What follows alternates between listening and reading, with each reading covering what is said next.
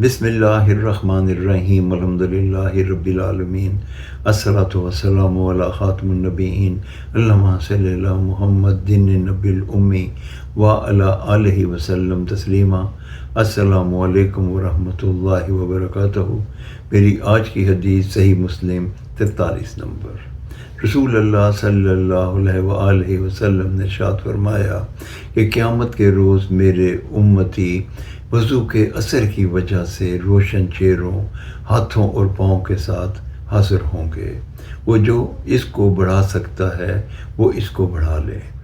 اس حدیث مبارکہ کا یہ مفہوم ہے کہ نبی کریم حضرت محمد صلی اللہ علیہ وآلہ وسلم نے ہمیں بتا دیا کہ وہ امتی جو باوضو رہتے ہیں اور کثرت سے وضو کرتے ہیں ان کے چہرے، ہاتھ اور پاؤں روشن ہوں گے، اور اگر تم چاہتے ہو کہ تمہاری روشنی میں اضافہ ہو جائے تو کثرت سے وضو کرو۔